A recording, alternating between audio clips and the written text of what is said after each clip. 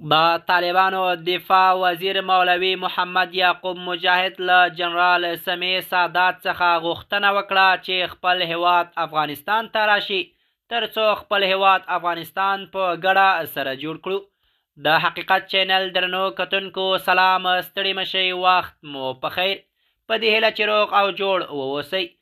د طالبانو دفاع وزیر مولوي محمد یعقوب مجاهد له جنرال سمیع سادات څخه غوښتنه وکړه چې خپل هیواد افغانستان ته راستون شي. د طالبانو حکومت دفاع وزیر مولوي محمد یعقوب مجاهد وایي د دوی د حکومت مخالفین د بهر کې له غونډو څرګندونو لاس واخلي. نوموړي په ټکو افغانستان ته دې ورستانه شي. نوموړي دغه څرګندونو د خپلو ځانګړو ځواکونو د فراغت یوه غونډه کې کولې. که څه هم ښاغلي یعقوب مجاهد په ځانګړي ډول د کوم پخواني چارواکو او یا هم د خپلو مخالفینو نوم یاد نه کړ، خو داسې ښکاري چې اشاره به یې په مسکو کې د ځینې پخوانیو چارواکو یوې غونډې ته وي چې د روسیې حکومت د یو مخالف ګوند په بلنه تېره اونۍ جوړه شوې وه.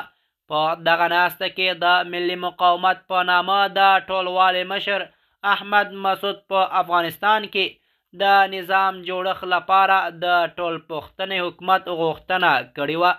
مولوي محمد یعقوب چې د طالبانو د خوځښت بنسټګر ملا محمد عمر زوی دی، وایي هغه کسان چې د هیواد د امنیت خرابۍ لپاره یوې بلې خواته ډلې ګرځي، یوې بلې خواته پوچ او رد وایي، ټولو ته مو دا پیغام دی چې خپل هیواد ته دې راشي ترڅو خپل هیواد سره جوړ کړو.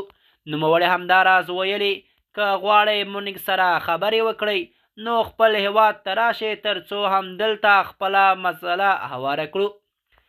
د حقیقت چینل درنو کتونکو زموږ د نن ورځې چمتو شوی خبر تر همدې ځای و. تر بیا مو په الله سپارم.